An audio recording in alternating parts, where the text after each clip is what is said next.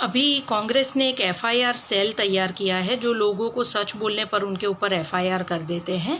तो मैं कुछ बोलना चाह रही थी कि अगर तुम लोग सच वाले हिंदू हो, वैसे तो तुम हो नहीं, तुम तो घटिया हो, तुम्हारी तो जाति पता नहीं कौन सी है।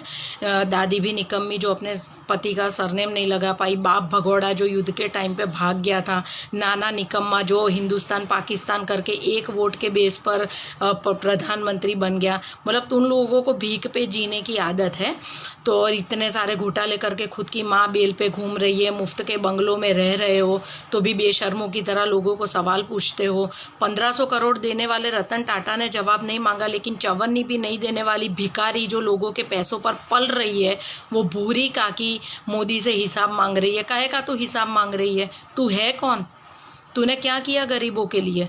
आज जब 1947 में इंडिया आज़ाद हुआ था और 1948 में चीन आज़ाद हुआ था, तो आज चीन वर्ल्ड में 2nd नंबर पर है और इंडिया 138 नंबर पर है। 70 सालों में तुम लोगों ने देश को आगे लाने के लिए कुछ किया नहीं है। किस चीज़ का तो हिसाब मांग रही है?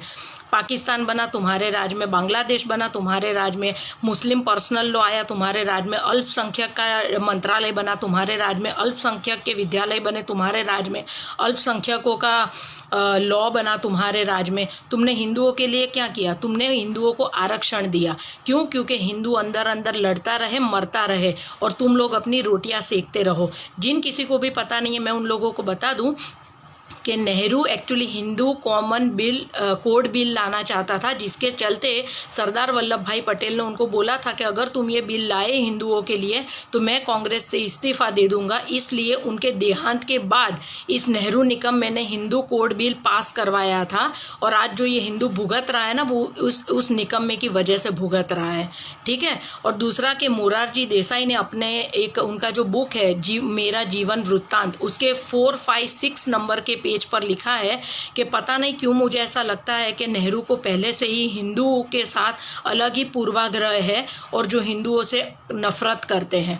और जेबी कृपलानी ने भी कहा था कि अगर आप हिंदू से प्यार करते तो कभी हिंदू कॉमन बिल नहीं लाते, आप कॉमन सिविल कोड लाते जो सारे धर्मों को लागू पड़ता। लेकिन आपने हिंदुओं पर अपना गुस्सा उतारा और आप हिंदुओं को धोखा देने के लिए जनोई पहनते हो।